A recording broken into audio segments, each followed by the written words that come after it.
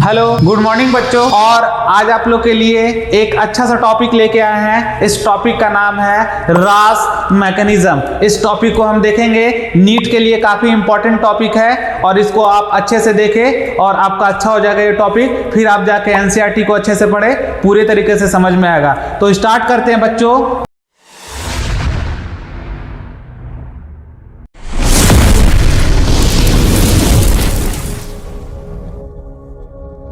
रास मैकेनिज्म, बेटा नाम है रास मैकेनिज्म। सबसे पहले हम रास मैकेनिज्म में देखेंगे कि रास का मतलब क्या होता है। तो रास का मतलब होता है बच्चों रेनिन एंजियोटेंसिन एल्डोस्टेरोन सिस्टम। मतलब कहने का मतलब बच्चों कि यहाँ पे तीन चीज यूज हो रहा। पहला है रेनिन, दूसरा है एंजियोटेंसिन और तीसरा है एल्डोस्टेरोन। और इस पूरे सिस्टम को हम बोल रहे हैं रास सिस्टम। मतलब कहीं ना कहीं इस मैकेनिज्म में ये तीनों चीज यूज होगा, जिसका नाम है रेनिन एंजियोटेंसिन और क्या एल्डोस्टेरोन। देखते हैं regulation by JG cell of kidney. मतलब ये जो हमारा जेजी सेल है, इसको एक मिनट समझते हैं बच्चों।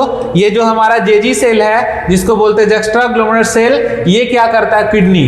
तो regulation by JG cell of kidney, कैसे रेगुलेट करता है जस्ट्रा ग्लोमेरुलर सेल किडनी को, इसको समझते हैं। सबसे पहले ग्लोमेरुलर फिल्ट्रेशन रेट अगर आपका डिक्रीज हो जाता है, और तब यहाँ पे क्या होगा, ब्लड प्रेशर डिक्रीज करेगा और आयोनिक का कंसंट्रेशन भी डिक्रीज कर जाएगा। जैसे ये तीनों मैकेनिज्म फीडबैक मैकेनिज्म डिक्रीज करता है, तो ये स्टिमुलेट कर देता है जीजी सेल को। किसको स्टिमुलेट कर दिया? जीजी सेल को, जिसका नाम है जस्ट्रा ग्लोमेरुलर सेल ऑफ क्या किडनी।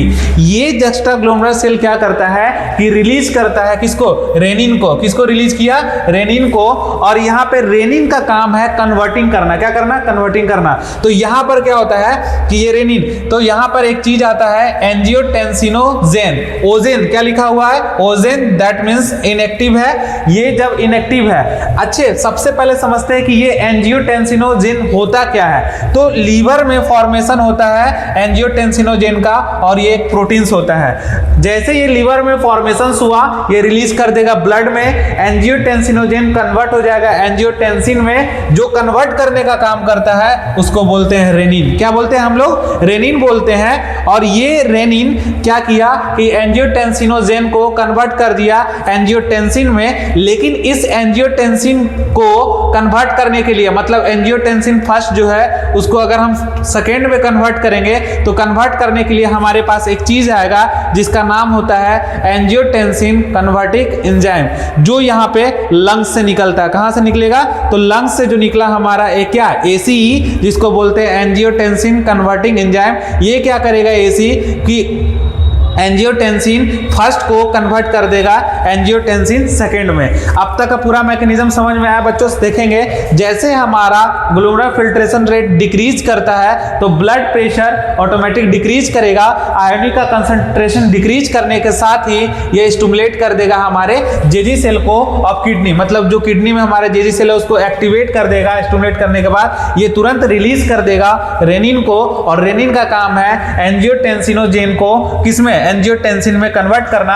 मतलब इनएक्टिव सब्सटेंस को एक्टिव में कन्वर्ट करना। जैसे एंजियोटेंसिन फर्स्ट होगा, इसको कन्वर्ट कर देगा एंजियोटेंसिन सेकंड में। ये एंजियोटेंसिन सेकंड में कन्वर्ट होने के लिए हमारे लंग्स से निकलता है एक एंजाइम जिसका नाम है एंजियोटेंसिन कन्वर्टिंग एंजाइम, जिसको बोलते हैं एसीई। ये एसीई करता है एंजियोटेंसिन फर्स्ट को कन्वर्ट कर देता है एंजियोटेंसिन सेकंड में। ये एंजियोटेंसिन सेकंड क्या होता है बच्चों? तो ये एक पावरफुल वैसोकंस्ट्रिक्टर है, वेसल्स को कंस्ट्रिक्ट करने वाला।